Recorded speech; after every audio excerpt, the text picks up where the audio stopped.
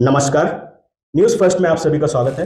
हाल ही में संपन्न हुए एडवांटेज विदर्भ में विदर्भ की स्थिति विदर्भ के विकास के लिए यह महत्वपूर्ण माना जाता है। आज हम बात करेंगे मधुसूदन रुंगटा जी के साथ। विदर्भ फेडरेशन ऑफ इंडस्ट्रीज के अध्यक्ष, पूर्व अध्यक्ष रह चुके हैं और जाने माने उद्योगपति हैं। वर्तमान में MIDC इंडस्ट्रीज एसोसिएशन चंद्रपुर के अध्यक्ष हैं। तो आइए हम जानते हैं एडवांटेज विदर्भ के बारे में विश्लेषणात्मक चर्चा। सर नमस्कार। सबसे पहले हम जानना चाहेंगे कि उद्योग क्षेत्र में विदर्भ की क्या स्थिति है इस महाराष्ट्र में और भारत में। जैसे सोनकर जी आपने प्रश्न किया कि विदर्भ की स्थिति क्या रही है। 75 वर्ष से ऊपर आज विदर्भ में उद्योग नहीं रहे, एग्रीकल्चर में किसानों को कोई राहत नहीं मिली, उनको पैदावार से कोई ज़्यादा इनकम नहीं हुई, उनकी जमीनें सस्ती बिक गई। उसके बाद यहाँ पर आयरन ऊर था, लेकिन आयरन ऊर की सबसे बड़ी दुविधा ये रही कि जो सबसे अच्छा वर्ल्ड क्लास का जो आयरन ऊर है वहां पर नक्सलवाद का पूरा साम्राज्य छा हुआ था। लॉयड मेटल के पास माइंस थी और दूसरी तरफ सनफ्लैग के पास माइन थी और वहीं गुप्ता के पास माइन थी, लेकिन वहां पर खनन नहीं हो पा रहा था क्योंकि नक्सलाइट इतना बसा हुआ था सुरजागढ़ के आसपास में कि जो भी करने जाता था या तो मार दिया जाता था या वहां पर उनकी गाड़ियां जला दी जाती थी। तो उस क्षेत्र में 27 वर्षों से उस समस्या के कारण वहां पर आयरन ऊर नहीं आ पाया और उसकी वजह से लॉयड जैसे समूह को बहुत नुकसान झेलना पड़ा और सनफ्लैग को भी जो एडवांटेज मिलना था वो मिल नहीं पाया। आज ये स्थिति है कि लॉयड मेटल के कारण वो क्षेत्र अभी पनप रहा है। वर्चुअली जिसे हम मागासेला जिला कहते थे, नक्सलवाद जिला कहते थे, वहां जाने को कोई तैयार नहीं होता था। सरकार ने एक समय में MIDC में 1 रुपए में जमीन दी थी, तब भी लोगों ने वहां पर जमीन नहीं ली। तो आज ऐसी स्थिति कि आज वर्चुअली में जमीन नहीं मिल रही, वहां पर लोग जाने को तैयार है।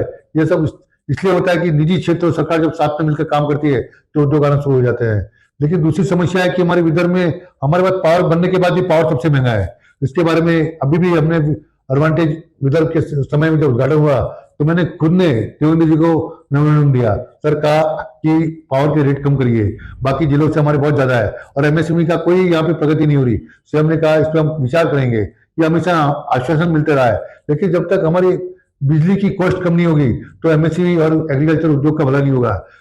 उद्योग तो बाहर से आ रहे हैं, उनमें क्षमता है, वो 1 लाख करोड़ भी लगा सकते हैं, 2 लाख करोड़ भी लगा सकते हैं, लेकिन स्थानीय लोगों को इतना कोई भी बल नहीं मिलेगा क्योंकि सिर्फ उद्योग लगेंगे तो स्थानीय लोगों को कुछ रोजगार मिलेगा, लेकिन तब तक स्थानीय उद्योजक पैदा नहीं होगा तब तक उसको उद्योग को मतलब नहीं रहेगा।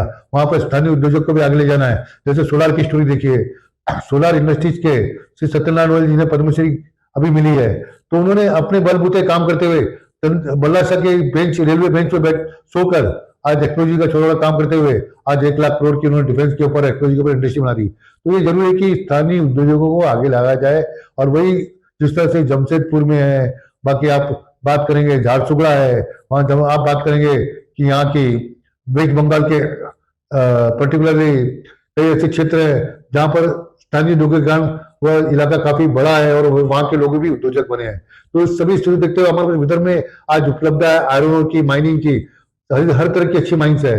तो उसके लिए जरूरी ये हो जाता है कि हमारी सरकार जो हमारे वोटों से चुनी गई है वह स्थानीय उद्योगों को आगे लाने के लिए, उसमें भी उद्योजक को आगे बनाने के लिए, चाहे MSME उद्योग हो चाहे बड़े उद्योग हो, उसको लाने के लिए समान बाबा साहेब आम्बेडकर के संविधान के ऊपर कार्य करे, जिससे यहाँ का MSME उद्योग, यहाँ का एग्रीकल्चर उद्योग भी आगे आ सकता है। रुंगटा जी, जैसे आपने बताया कि विदर्भ में खनिज है, बिजली है, सीमेंट फैक्ट्रीज लगे हुए हैं, तो अभी जो एडवांटेज विदर्भ हुआ है उसमें क्या विशेषता देखते हैं कि क्या विशेष रहा इस एडवांटेज विदर्भ में?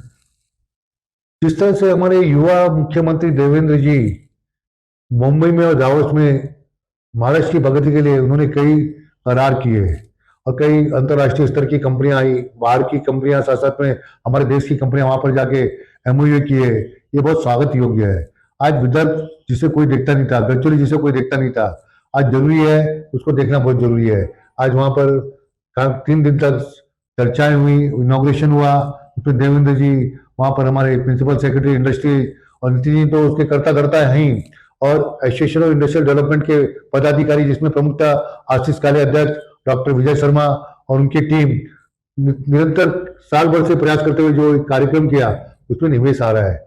हम एडवांटेज विदर्भ का स्वागत तो जरूर करते हैं, लेकिन हमारे को ये भी है कि जब तक स्थानीय उद्योजक वहां पर मजबूती के साथ अपना उद्योग नहीं लगाएगा, तब तक उस एडवांटेज विदर्भ को ये नहीं कह सकते कि यहाँ पर उद्योग हमारे लिए सार्थक हुए हैं। इसके लिए जरूरी है कि निस्संदेह उद्योग आ रहे हैं, लेकिन स्थानीय उद्योजक को किस तरह से आगे ला सकते हैं, उसमें उनकी भूमिका बहुत होना जरूरी है। क्योंकि आज एमएसएमई उद्योग, अगर आप रिपोर्ट लेते हैं, मैंने कई बार अपने पॉडकास्ट से कहा है कि उसके अंतर्गत विदर्भ में देखिए जिस तरह से पश्चिम महाराष्ट्र में ग्रोथ एमएसएमई की है, हमारे इधर विदर्भ में क्यों नहीं है। आज हिंगना जैसी एमआईडीसी है, चंद्रपुर है, वहां पर उद्योग क्षेत्र उस तरह के नहीं आ पा रहे। डिफेंस में जो डीएनडी और हमारे दुष्यंत जी देशपांडे बहुत मेहनत करके काम कर रहे हैं, स्किल डेवलपमेंट की ट्रेनिंग भी दे रहे हैं, लेकिन वो उद्योग जिस तरह से आने चाहिए अभी तक नहीं आ पाए। तो मेरी सरकार से ये विनंती रहेगी कि एडवांटेज विदर्भ तो बहुत अच्छा हो रहा है, उसमें जैसे जेडब्ल्यू ने 1 लाख करोड़ उसके ऊपर का अनाउंसमेंट किया था, आर्स्टेटल मित्तल ने किया था, उसी तरह से सुपर स्प्लिंटर ने 10,000 करोड़ का किया, जिस तरह से गैलेक्सी सोलर वाले ने किया, उसी तरह से जर्मनी की एक कंपनी ने किया, यानी कई तरह के लोग आके करार कर रहे हैं। लेकिन खुशी तब होगी कि विदर्भ का उद्योजक आके वहां पर अपना एमयू करेगा और यहाँ की धरती से सन ऑफ सॉइल वो कहेगा कि मैं उसका एडवांटेज ले सकूं। तो ये एडवांटेज वहां पर टेक्सटाइल, शुगर और डेयरी उद्योग आया है।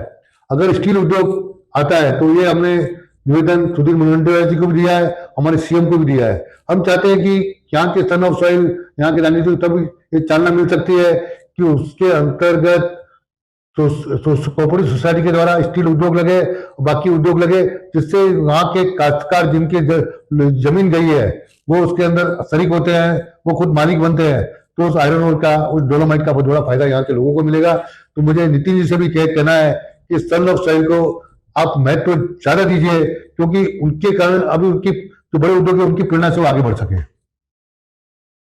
एडवांटेज विदर्भ को देखते हुए और इस विदर्भ की मात्रा में जो खनिज है उनको देखते हुए क्या देखते हैं विदर्भ के बारे में? जिस तरह से वहां पे कहा गया कि जो हमारे पास आयरन ओर है 100 साल का ऊपर है, कोयला है 200 साल के ऊपर है, और उसी तरह जो डोलोमाइट है वो भी कम से कम 100 साल के ऊपर का है। तो इतने बड़े खनिज जब हमारे पास है, जिसमें सीमेंट बन सकता है, स्टील बन सकता है, जो देश का बुनियादी ढांचा खड़ा कर सकता है, जब ये सब चीजें हमारे पास है तो एडवांटेज विदर्भ आज जो उसको एक प्रेरणा दिया है, जो उस माइनिंग को आगे बढ़ाया है, टूरिज्म को, लॉजिस्टिक को कई पॉलिसी बनाया है, निस्संदेह प्रयास बहुत अच्छे हो रहे हैं। तो वो प्रयासों में हमें ये अवसर ये भी ढूंढना है कि लोकल एमएसएमई, लोकल कॉर्पोरेट तो बड़े उद्योग आ सके। जिस तरह से अनिल अग्रवाल जी वेदांता ग्रुप के, जिनका भी पोमुडा में कॉपर के ऊपर काम चालू है, उन्होंने पटना में जब 20,000 में काम करके इतना बड़ा वेदांता ग्रुप बनाया। तो हम चाहते हैं कि हमारे विदर्भ के जो है मेटल के लोग, जो जिनके पास जिनकी जमीनें हैं, वो अगर अनिल अग्रवाल जैसा बनकर आगे आते हैं तो सही में एक बड़ा ये साकार सपना होता है। वहां पर हमने एक लेक्चर सुना था अपने छत्तीसगढ़ के, उनका नागपुर में भी यूनिट आ रहा है, sponge iron manufacture association Chhattisgarh के अध्यक्ष, उन्होंने कहा कि बस्तर में एनएमडीसी का आयरन है, उसके कारण वहां पर 900 से 1000 स्पॉन्ज आयरन के यूनिट वहां पर लगे हैं, और वो सब वहां एमएसएमई में लगे हैं। तो जब हम यहाँ देखते हैं यहाँ पे एमएसएमई में किसी तरह का कोई उद्योग नहीं आया, तो हमारे ये है कि जब लॉयड इतना बड़ा काम कर रहा है तो एमएसएमई में उन्होंने उद्योग लाना चाहिए। मैं प्रभाकर साहब से कई बार बात करता हूँ, तो प्रभाकर साहब ने आके खुद चंद्रपुर, गढ़चिरौली, नागपुर में यहाँ पर लोगों को लेक्चर लेना चाहिए, किस तरह से वो आ सकते हैं, किस तरह से। मैं तो निस्संदेह लॉयड मेटल के वहां के जो राजेश गुप्ता जी है, जिन्होंने 28 साल कष्ट भोगा, जिनके ट्रकें जली, उनके आदमी मारे गए, उन्होंने अपनी पूरी इंडस्ट्री उसके अंदर स्वाहा कर दी थी, उस व्यक्ति को आज जो गढ़चिरौली को इतना प्रेरणा किया, प्रभाकर जी को लाए, उस व्यक्ति को महाराष्ट्र भूषण का अवार्ड एडवांटेज विदर्भ में ये करना चाहिए, रिकमेंड करना चाहिए, और महाराष्ट्र भूषण सरकार ने उनको देना चाहिए जिसने नेक्सलाइट एरिया को चमन बना दिया। तो राजेश गुप्ता जी इसके कर्णधार है, और हम चाहते हैं कि एडवांटेज विदर्भ, जिसमें प्रभाकरन जी ने एक बहुत अच्छी स्पीच दी, उन्होंने किस तरह से चैलेंजेस को स्वीकार करते हुए आज अहिरी को, सुरजागढ़ को, वहां पर आज कम से कम 1.5-2 लाख को युवाओं को काम देने के सक्षम बने हैं, और वही साथ साथ में वहां पर लोगों को शेयर होल्डर भी बनाया है। बहुत बड़ी बात है, आज कोई इंडस्ट्री का शेयर होल्डर नहीं बनाता, इसके लिए लॉयड ग्रुप और प्रभाकरन जी का स्वागत है। तो ऐसे जो यहाँ पर काम किए जा रहे हैं निस्संदेह स्वागत योग्य है। विदर्भ के प्रतिनिधि को लेकर ऐड की एक पूरी ऐसी कमेटी बनाए जिसमें नागपुर के नहीं पूरे विदर्भ के हर जिले के प्रतिनिधि उसमें हो, वो कमेटी उसमें ऐड के साथ काम करे। और देखिए विदर्भ में उनके सहायता से कैसे उद्योग आ सकते हैं। और मैं चाहूंगा कि ऐड के द्वारा तो मुफिल सेटों छोटे छोटे संगठन है वो अपना ऑफिस बना सके, तो ऐड के मार्फत उनको सहायता करनी चाहिए, जिससे कि जैसे वासिम है, दूसरी तरह से भंडारा है, वर्धा है, जहां पर आज बहुत जरूरत है कि एसोसिएशन काम कर सके। तो अगर वहां पे एसोसिएशन गढ़चिरौली बोलेंगे तो वहां पे एसोसिएशन इतना काम नहीं कर पा रही, तो उनको अगर वहां पे सही तौर पर ये मिला तो हमारा विदर्भ सुजलाम सुफलाम हो सकता है। और एडवांटेज विदर्भ जो गडकरी साहब कर रहे हैं उनकी जितनी भी तारीफ की जाए कम है।